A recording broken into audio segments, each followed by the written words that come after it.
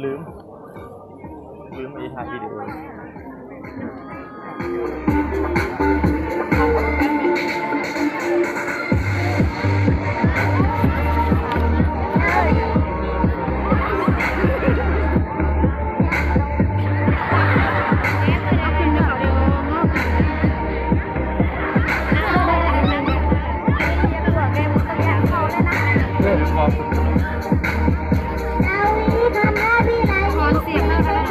ก่อนครับ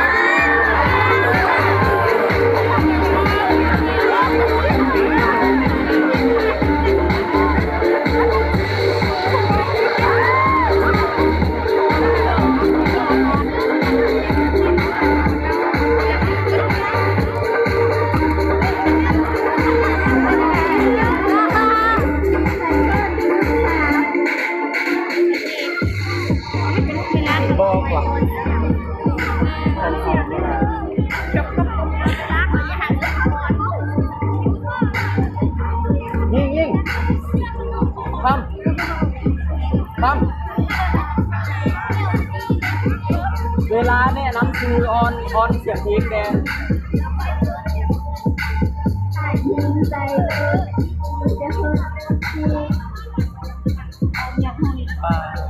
นี่จะไงดูสิกินน้ำขาดจริงๆเอาเลย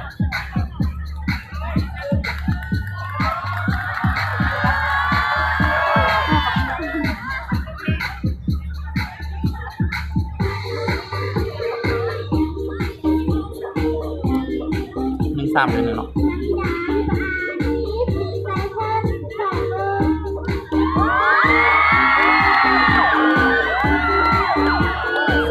เสืองามดีกว่า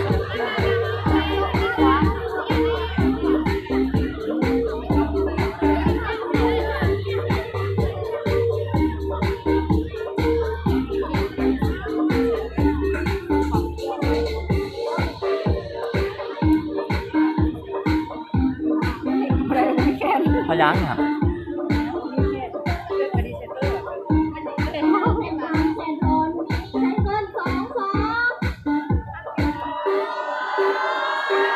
น้ำกระสุนกระโปรง2122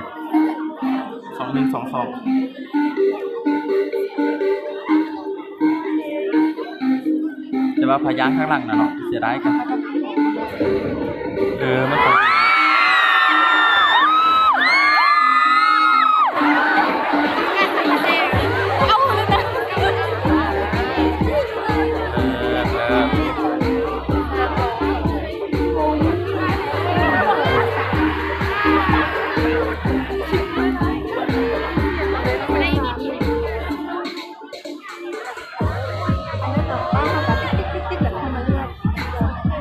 วันนั้นเขายังแนะนำตัวอยู่ดิ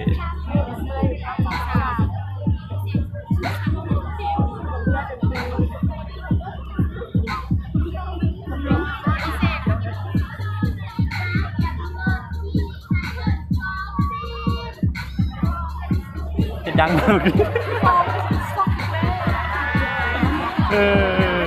เลิศ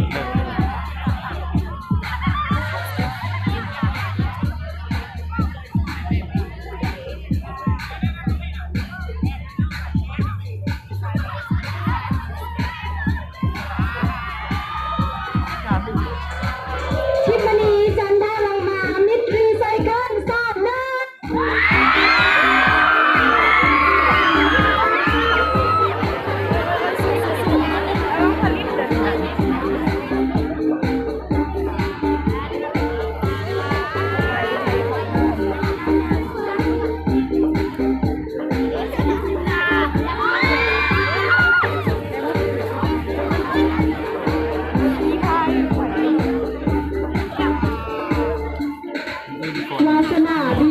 มีรีเซ็ตคน32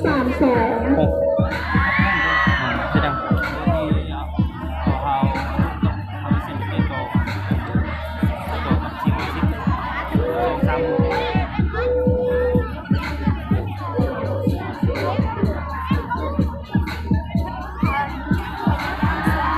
บันยิมก็เสร็จลืมโพสต์ แอมสีวิไลทองมิสซีไซเบอร์สับ นี่สีใส่เพิ่ม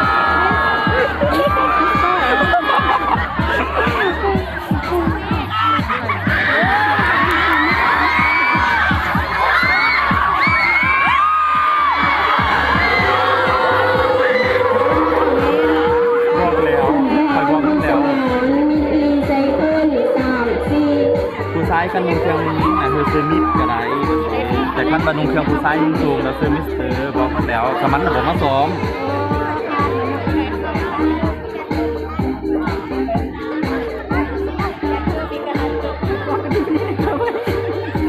กันก็มีการกันก็มีการ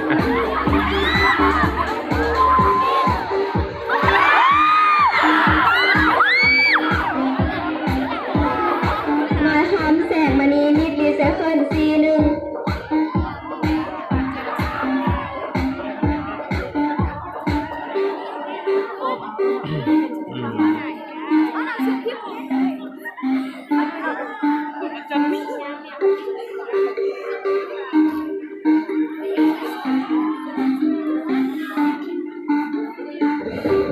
สุดท้าย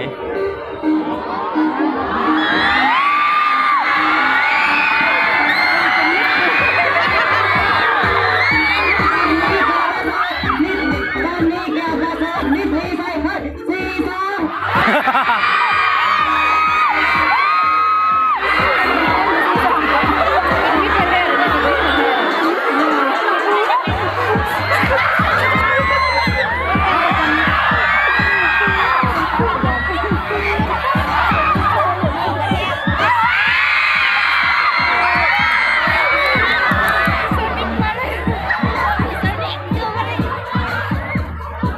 นิกกี้แก้วมรกตนิดรีไซเคิล43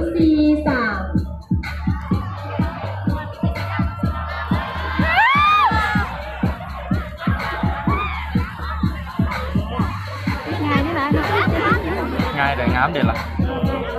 แบบมันคิวดีนะ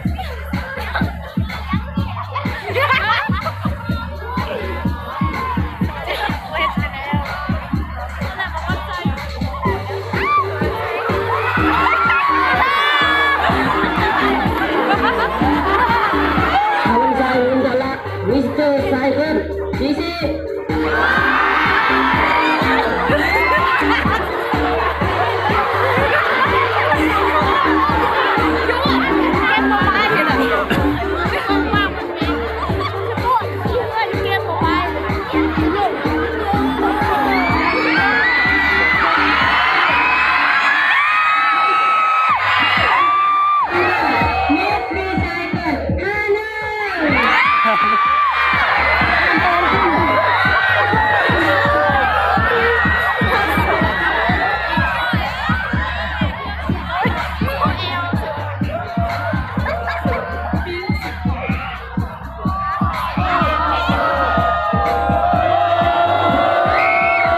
ลชื่อดอมนะคะน้องสนันมิสรีไซเคิล52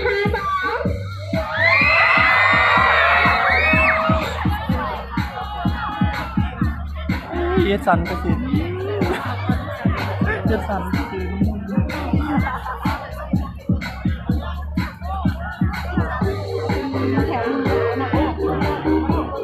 ได้แล้วสันกันละโอ้บ่ธรรมดาเลยกัน มีนาทองคำมิสรีไซเคิล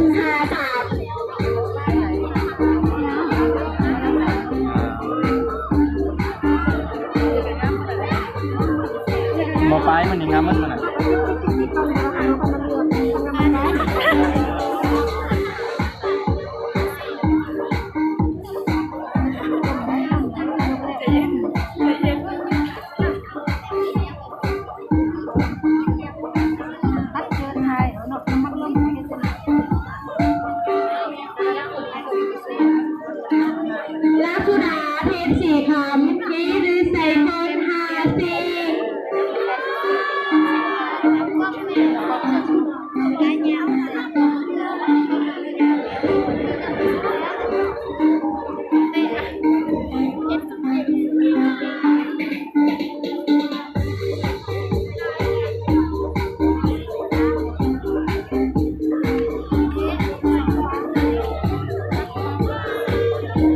มีลินดาธรรมวงจิตมิตรรีไซเคิล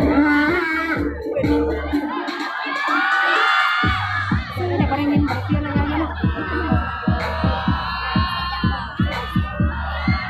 ง่ายอ่อน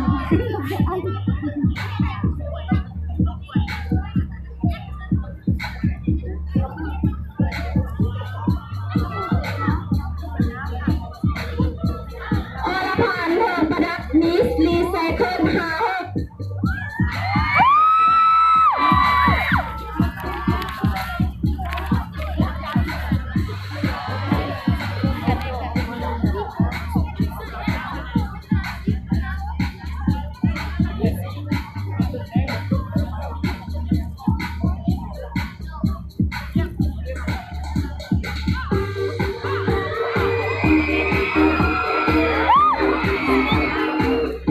วิเลกรเพ็งสวัสดิ์มิตรรีไซเคิลผู้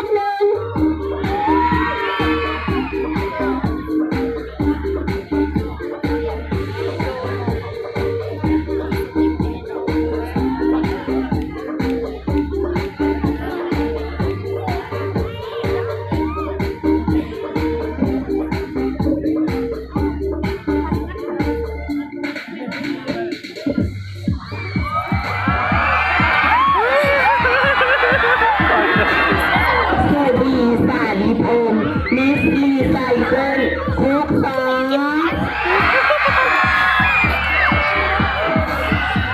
เจอมาแล้วเป็นยักษ์ต้องรัก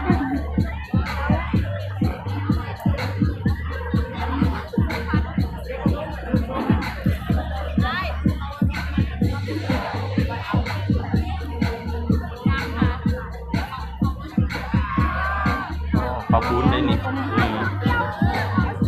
นิพินเทพนาสายมิตรรีไซเคิล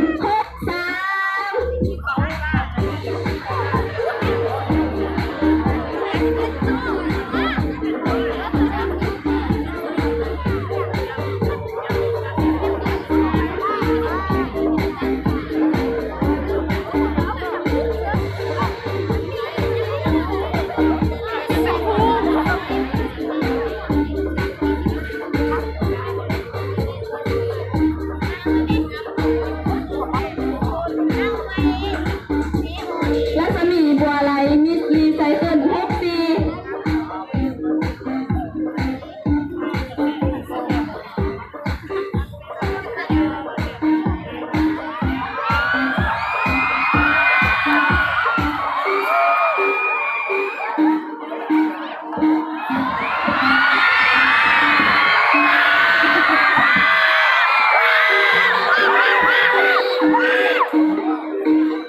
แฮมแสงห้องหามมิตรรีไซเคิลเจ็ดนาย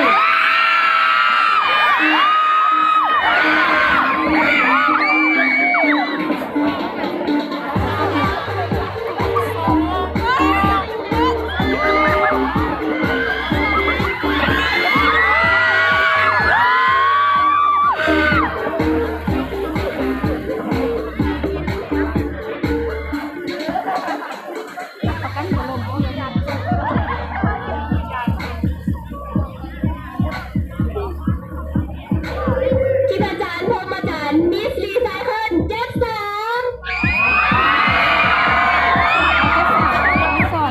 ง 72คือมาชัด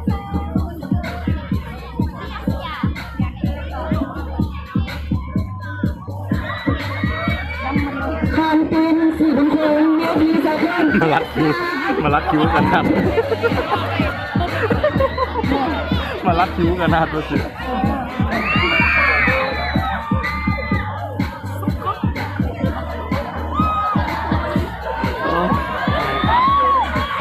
สามเนี่ยนะ สาม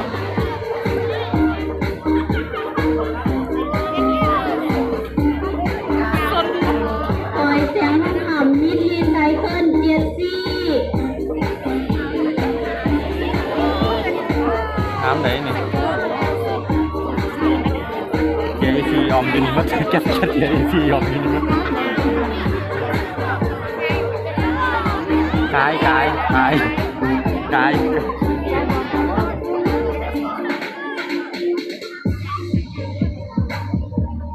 เศร้าแล้วก็ผมมาสอบ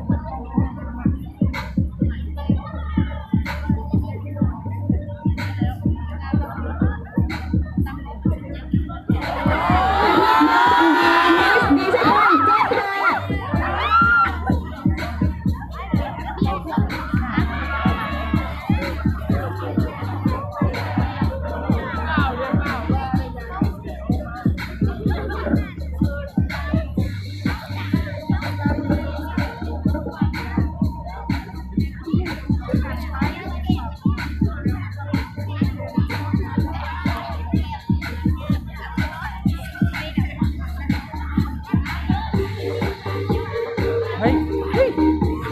เล่นเลยเนาะ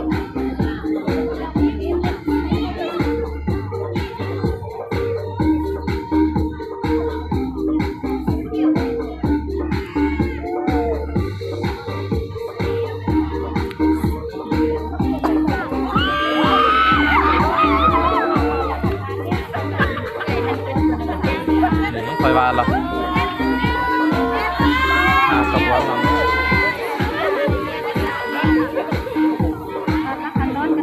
อันนี้หาดหูคิวเมื่อกี้ไปยูสิเดี๋ยวนี้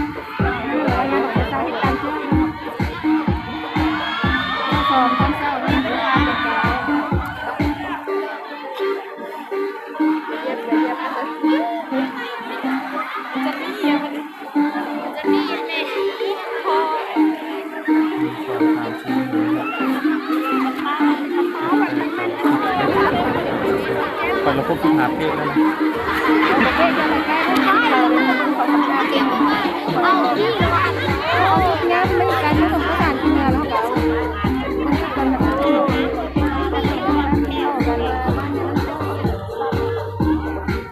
ที่บอกเขาไม่ออก